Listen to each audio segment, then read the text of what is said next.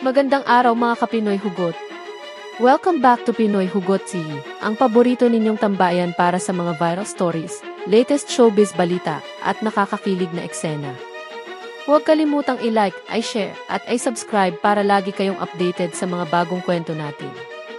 Sa video nating ito, talagang nagulantang ang marami ng biglaang pagdating ni Bel Mariano sa isang star-studded event para sa pelikulang Marry Me at Mario na sinabayan pa ng isang prestihiyosong fashion show.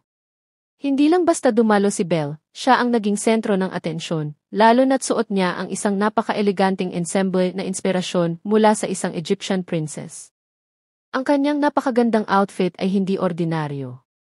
Nilikhang maingat ito ng ilan sa mga pinakamagagaling na Filipino designers tulad nina Michael Sco, Raho Laurel at Francis Liberan. Talaga namang pinagsama-sama nila ang kanilang talento upang magmukhang reyna sa entablado si Belle. Mula sa intricate beadwork hanggang sa golden accents, bawat detalye ng kanyang damit ay sumisigaw ng regal elegance. Pagdating ni Belle sa venue, agad siyang pinagkaguluhan ng media at mga bisita. Hindi nagtagal, ang kanyang mga larawan at video clips ay kumalat sa social media platforms, mula Instagram hanggang Twitter, at naging viral sa loob lamang ng ilang oras. Marami ang nagsabi na ngayon lang nila nakita si Belle na ganito ka-transformed at ka-ravishing.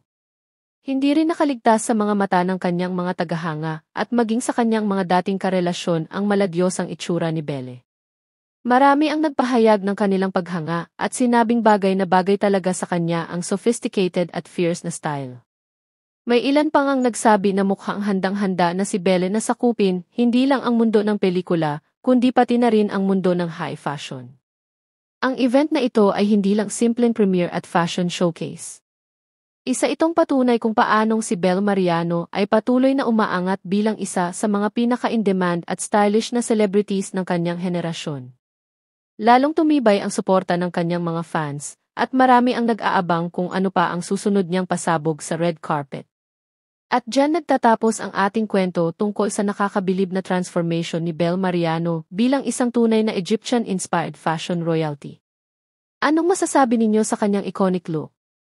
I-comment na ang inyong reaction sa baba. Para sa mas marami pang viral showbiz updates at hugot stories, huwag kalimutang mag-subscribe dito sa Pinoy Hugot TV. Hit the notification bell para wala kayong ma-miss na bagong upload. Hanggang sa muli, mga Kapinoy Hugot, spread love and good vibes.